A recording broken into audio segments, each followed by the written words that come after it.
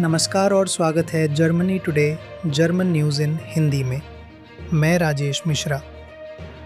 अगर आप जर्मनी की सबसे भरोसेमंद और ताज़ा खबरें बिना किसी शोर शराबे के पाना चाहते हैं तो इस रिपोर्ट को पूरा ज़रूर देखें। सुनते हुए एक सवाल खुद से पूछिए, आज की कौन सी खबर आपको सबसे ज़्यादा प्रभावित करती है? अपनी राय कमेंट में बताएं, इससे हमारी रिपोर्ट और बेहतर बनती है। आज का दिन काफ़ी घटनाओं से भरा रहा है। सुरक्षा, अर्थव्यवस्था, विदेश नीति और भारत जर्मनी साझेदारी, सब पर तेज़ अपडेट मिले हैं। आज की मुख्य खबरें। जर्मन पुलिस ने 4 संघीय राज्यों में बड़े पैमाने पर छापे मारे। स्कूलों, रेलवे स्टेशनों और शॉपिंग सेंटर्स को भेजे गए ईमेल बम धमकियों की कड़ी जांच जारी है। 2 नाबालिगों सहित कई संदिग्धों का डिजिटल रिकॉर्ड खंगाला जा रहा है। जांच से सामने आया कि सैकड़ों फर्जी धमकी संदेश सिर्फ पब्लिक ऑर्डर बिगाड़ने और आपातकालीन संसाधनों को भ्रमित करने के लिए भेजे गए थे।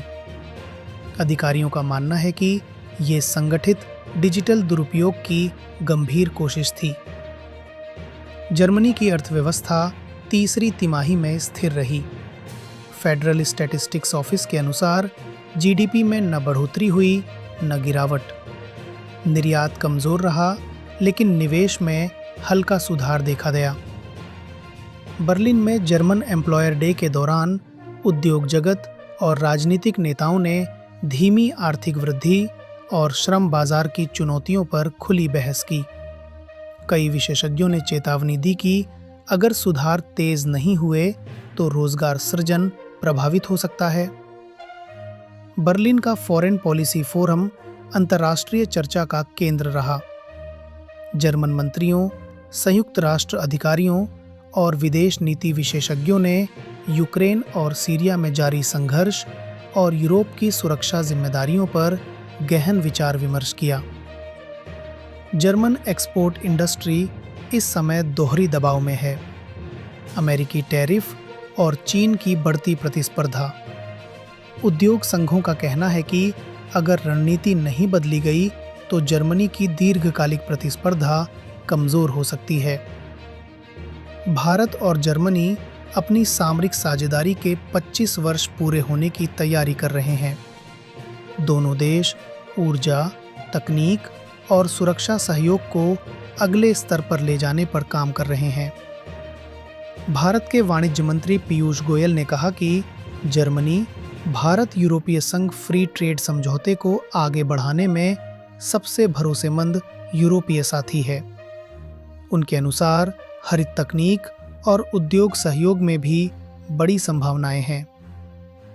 बर्लिन में पीयूष गोयल की जर्मन मिटलस्टैंड और उद्योग संगठनों से मुलाकातें तेज हुईं। उनकी कोशिश है कि हाईटेक मैन्युफैक्चरिंग और निवेश के नए रास्ते खोले जाएं। यूरोपीय आयोग ने डिजिटल इनोवेशन और क्षेत्रीय विकास से जुड़ी नई पहल की घोषणा की है, जिसका सीधा असर जर्मनी पर पड़ेगा।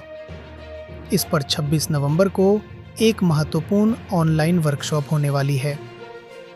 अगर आपको आज का अपडेट उपयोगी लगा तो इस वीडियो को ज़रूर शेयर करें और जर्मनी टुडे जर्मन न्यूज़ इन हिंदी से जुड़े रहें। कमेंट में बताइए कि किस खबर पर आप विस्तृत रिपोर्ट देखना चाहेंगे। मैं था आपके साथ Rajesh Mishra. Germany today German news इन हिंदी में फिर मिलेंगे।